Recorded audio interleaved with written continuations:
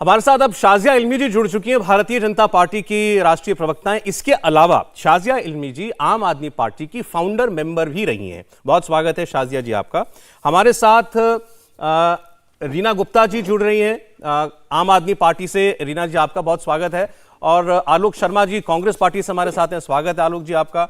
हमारे साथ हर्षवर्धन त्रिपाठी जी हैं, जाने माने पत्रकार हैं। त्रिपाठी जी स्वागत है आपका। और रवि श्रीवास्तव जी हमारे साथ जुड़ रहे हैं चुनाव विश्लेषक की भूमिका में। अभी आप, मुझे नहीं पता कितना सुन पाई शाजिया जी राघव चड्ढा जी को। साफ साफ उन्होंने कहा कि अब ये देश को तय करना है या तय कर लिया है कि नरेंद्र मोदी को चुनौती अगर कोई दे सकते हैं तो वो अरविंद केजरीवाल है। दो तीन बातें मैं कहना चाहूंगी।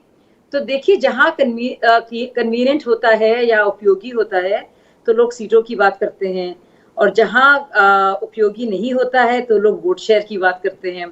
जहां तक दिल्ली की बात है तो पिछले चुनाव में दिल्ली ने भाजपा ने ना सिर्फ अपना वोट शेयर मेंटेन किया था बल्कि वो बढ़ा था। तो वोट शेयर को भाजपा के दिल्ली विधानसभा में कोई भी नुकसान नहीं हुआ था आम आदमी पार्टी से। बल्कि आपने देखा कि एमसीडी में तो बाकायदा पूरी तरह से भाजपा आई थी, और लोकसभा में तो सारी की सारी सीटें फुल स्वीप जीत हुई थी बीजेपी की।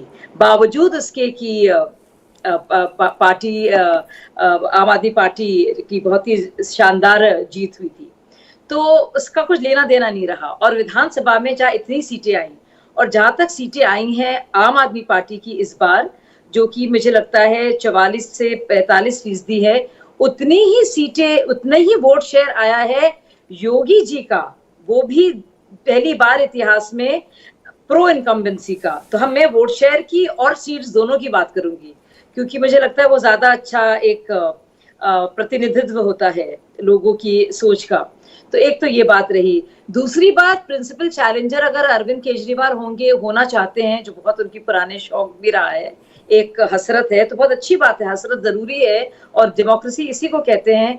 तो मुझे लगता है ये हसरत जो है मोदी जी की नींद को किसी तरह से इससे खलल नहीं है, ना कि किसी भाजपा के कार्यकर्ता को। सबसे ज्यादा खलल तो कोई महसूस करेगा वो तो टीएमसी का जो कार्यकर्ता होगा, या खुद ममता जी जिसके साथ बड़ी झप्पी पप्पियां हो रही थी, या फिर शरद पवार। आप कह रहे हैं कि आपको कोई फिक्र नहीं अरविंद केजरीवाल की पार्टी अगर बड़ी होती जा रही है। छोटा सा पॉइंट है, आखिरी पॉइंट है सर, मैं उसके बाद नहीं बोलूंगी। तो मैं आखिरी, मेरा पॉइंट ये है कि अगर कोई परेशान इससे होगा तो वो बेचारे राहुल जी या सोनिया जी या उनकी पूरी की पूरी टीम, या फिर ममता बनर्जी, या फिर नवीन पटनायक जी, या फिर अखिलेश जी, ठीक है, या फिर बाकी चाहे वो शिरोमणि अकाली दल हो या फिर चन्नी जी के जो भी लोग बचे खचे लोग हों। मुझे लगता नहीं कि इससे कुछ ज्यादा फर्क पड़ रहा है भाजपा को। तो वो अच्छी बात है, वो सबको चैलेंज करें। आप कह रहे हैं कि अरविंद केजरीवाल के आगे बढ़ने से कंपटीशन जो है वो विरोधी खेमे में बढ़ा है, उनके बीच में टकराव होगा। जी अच्छा, ठीक है। मैं रीना जी से जवाब देना चाहता हूं। देखिए, अभी बोलकर गए राघव चड्ढा कि भाई अब हिंदुस्तान में नरेंद्र मोदी की राजनीति को टक्कर देने के लिए अरविंद केजरीवाल खड़े हो गए और कोई दिखता नहीं दूर दूर तक जो वहां तक पहुंच पाए। देखिए सौरभ जी, पहली बात तो ये है कि भारतीय जनता पार्टी डेफिनेटली डरी हुई है।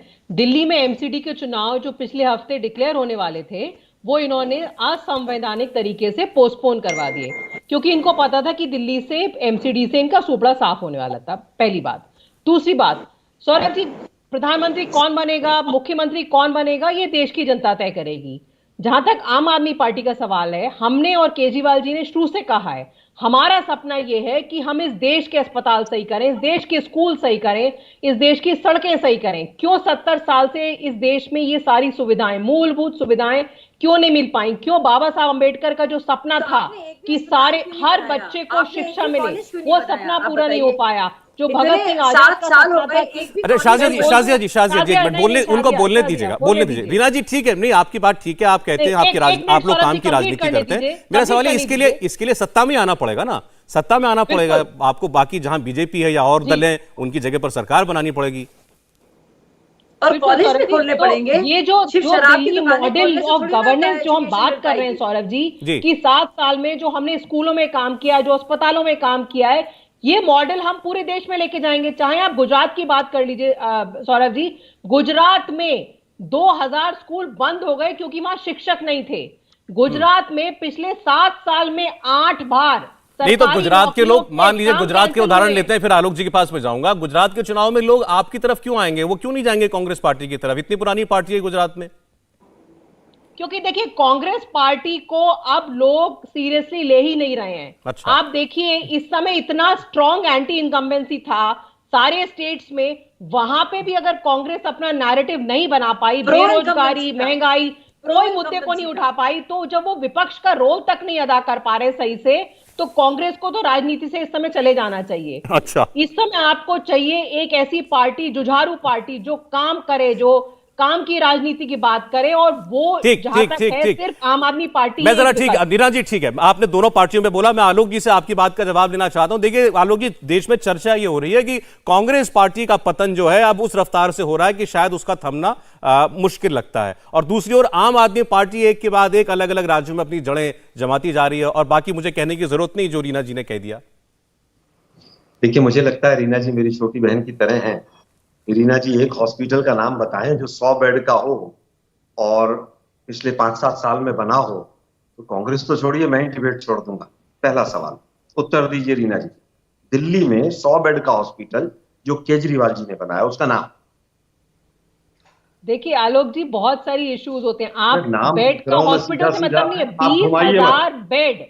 आलोक जी, अरे भाई छोड़ दीजिए, वो 20,000 बेड कौन गिन रहा है, ऐड कहाँ हुए जाके हैं। गिन रहा है, छोड़ दीजिए। 20,000 मैं बेड कह रहा हूँ ऐड हुए हैं। एक आप चलिए, कल ही हॉस्पिटल मैं का नाम। आपको, देखिए रीना जी, मैं कल ही किसी के मैं बीच में आपको नहीं बोल रहा। अस्पतालों में घुमाने ले अच्छा, जाएंगे। आलोक जी आप ठीक है, बताइए। नहीं, आलोक जी आपने सवाल पूछा था तो वो मैं पूरा जवाब देना चाहती हैं। अच्छा रीना जी एक मिनट, आगे उनकी बात आगे आ मुझे जाएगी। रामायण चाहिए ही नहीं ना भाई। मैं तो पूछ रहा हूँ एक कॉलेज का नाम दिल्ली यूनिवर्सिटी का ऐड हुआ हो केजरीवाल जी के सीएम बनने के बाद, उसका नाम? दिल्ली स्किल्स यूनिवर्सिटी ऐड हुई है। अरे यार, मैं कह रहा हूँ दिल्ली यूनिवर्सिटी का एक कॉलेज बना हो जिसमें अच्छा चलिए 500 आलोक जी बच्चे ठीक है, आज हम पढ़ते हो, केवल उसका दिल्ली नाम? में बहस नहीं कर रहे हैं, मुझे मालूम है आप दिल्ली के लिए आलोक आपके पास जी, बहुत फैक्ट्स हैं। नहीं देखिए, मोटी बात क्या है, बड़ी बात क्या है, आप दिल्ली में विकास पर बहुत सवाल उठाइए, आपका काम है। आलोक जी एक मिनट, कालाहारी का रेगिस्तान था दिल्ली हाँ। जब केजरीवाल जी बने, और अब वहां पर इमारतें खड़ी कर दी इन्होंने। नहीं ठीक मैं बताता हूं। है भाई, सवाल आलोक जी ये नहीं है, सवाल ये है कि आप ये बातें समझा पाए कि नहीं समझा पाए वोटर को। दो चुनाव में इनको 60+ सीटें आई ना, दो चुनाव में इनको 60+ सीटें आई, बुरी तरीके से रौंद डाला इन्होंने हर पार्टी को पंजाब के अंदर। सौरभ जी बिल्कुल मानता हूं मैं, दिल्ली का 15 साल चीफ मिनिस्टर रही शीला दीक्षित, उनका जो हाईएस्ट एडवर्टीजमेंट पे बजट था वो 39 करोड़ था, और पिछले 7 साल में 3,000 करोड़ रुपए एडवर्टीजमेंट पे गया है। नहीं आपका आंकड़ा सही है, लेकिन फिर आप ये कह रहे हैं कि जनता एडवर्टीजमेंट देखकर वोट दे रही है। 700 बिल्कुल दे रही है भाई, केवल ऐड देखकर वोट दे बिल्कुल रही है। जनता को फ्री दे दो और एडवर्टीजमेंट दे दो, और क्या चाहिए?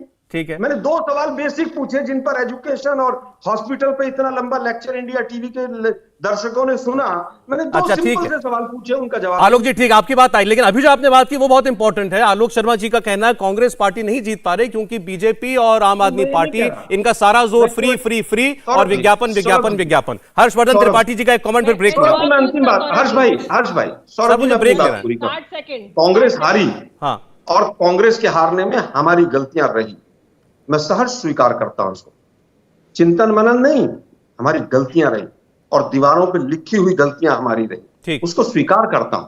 लेकिन यह कहना कि कांग्रेस हार गई इसलिए आम आदमी पार्टी बहुत अच्छा काम कर रही है, उस पर सवाल नहीं उठ सकता, मैं इस बात से सहमत नहीं। इंडिया टीवी हर वक्त हर जगह डाउनलोड करने के लिए सर्च करें India TV news Google play store या ऐप स्टोर पर।